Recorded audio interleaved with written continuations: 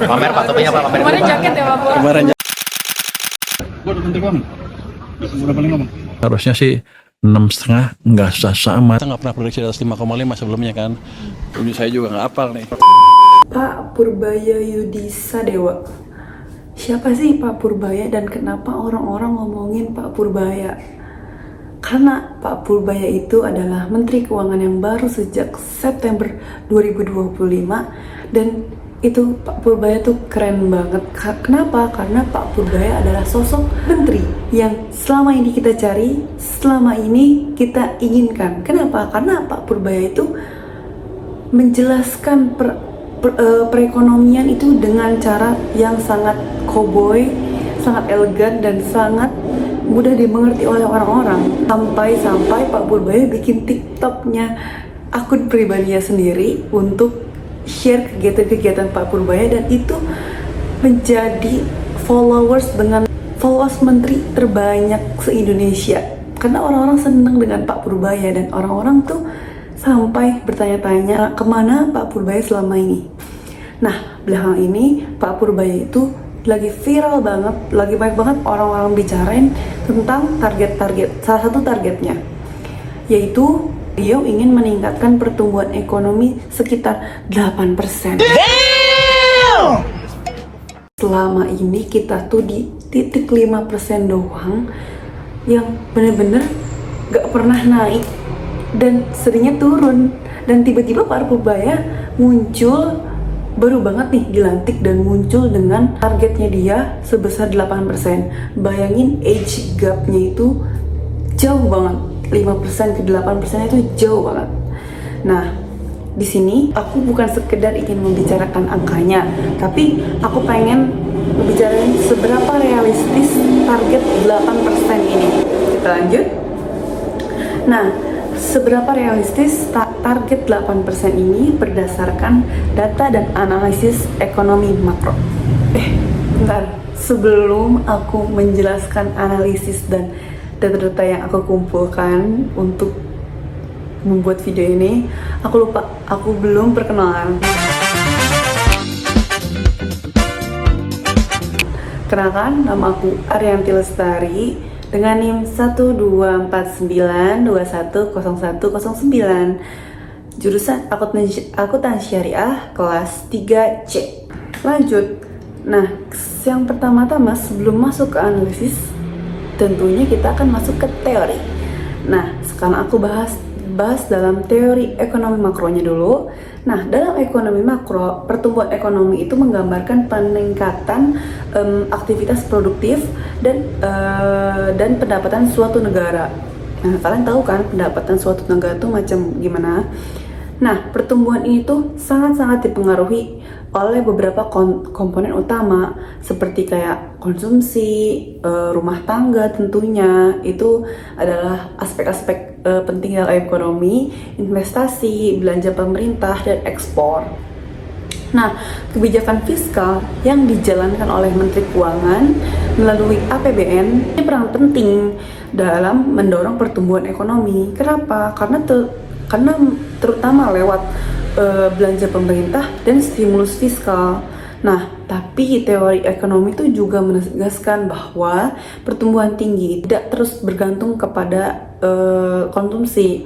Tapi untuk pertumbuhan ekonomi yang berkelanjutan, dorongan fiskal itu harus diarahkan ke investasi yang produktif dan peningkatan kapasitas ekonomi jangka panjang. Nah, setelah teori yang aku bahas, kita pasti dong masuk ke dalam data real sejak era pemerintahan Pak Purbaya. Nah, tadi kan kita kan 5% ya.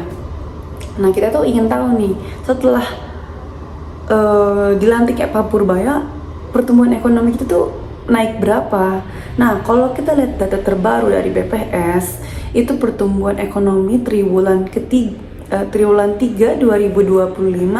itu menunjukkan bahwa pertumbuhan ekonomi itu sebesar 5,04%.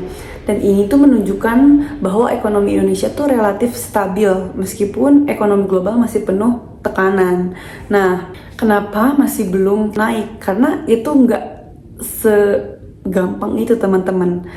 gap untuk menaikkan dari 5 ke 8 itu bukan 3%. Nah, 3% itu kalau kedengaran itu terlihat kecil, tapi itu sebenarnya besar banget kalau soal pertumbuhan ekonomi.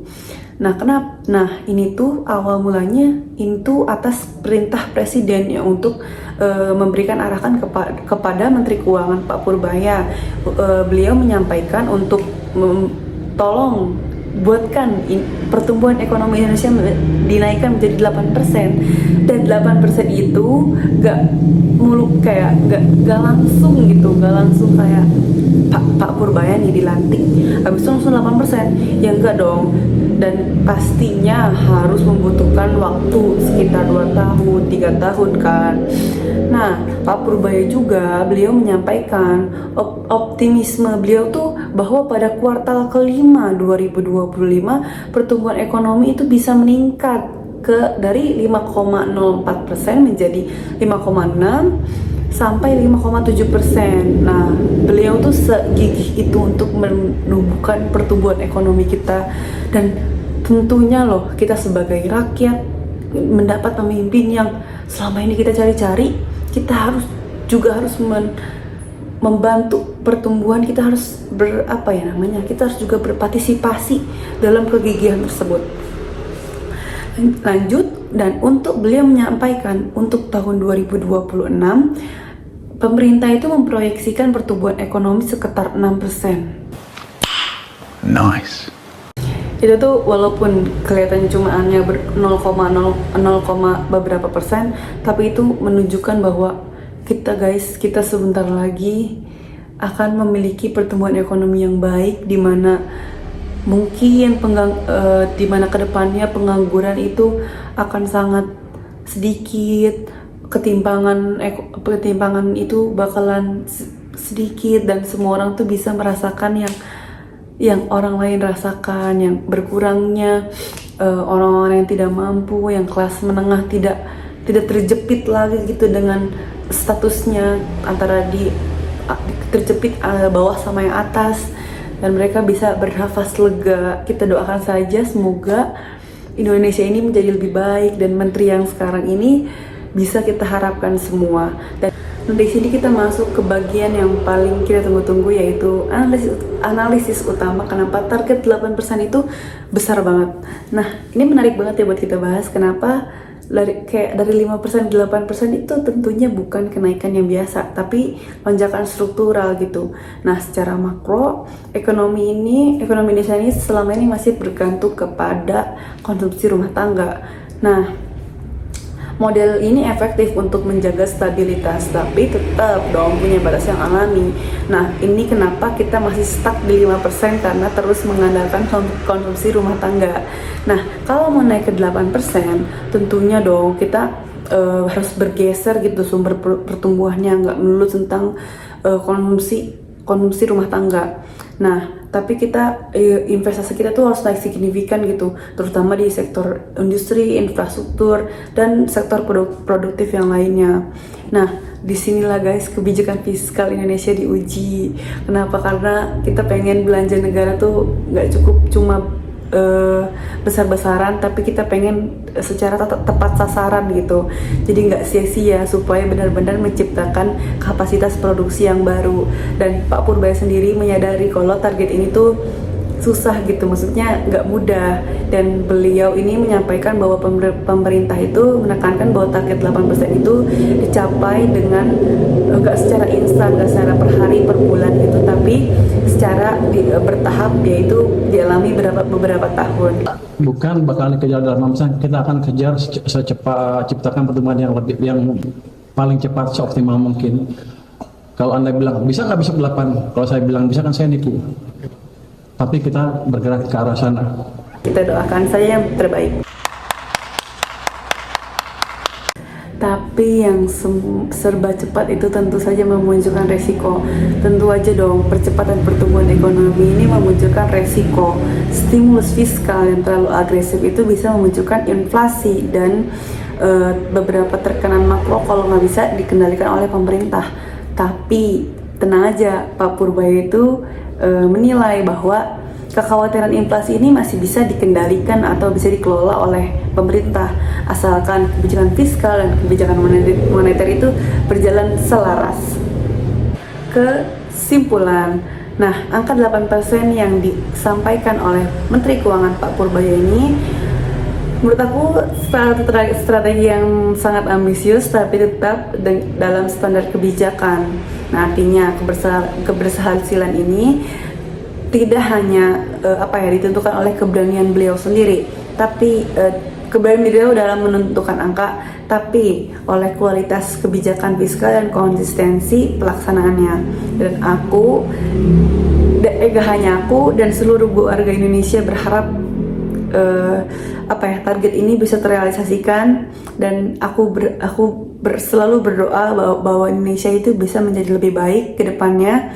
Dan guys, jangan selalu membandingkan Pak Purbaya versus Menteri Keuangan sebelumnya, tapi kita harus fokus kepada hasil yang dilakukan oleh Menteri yang sekarang.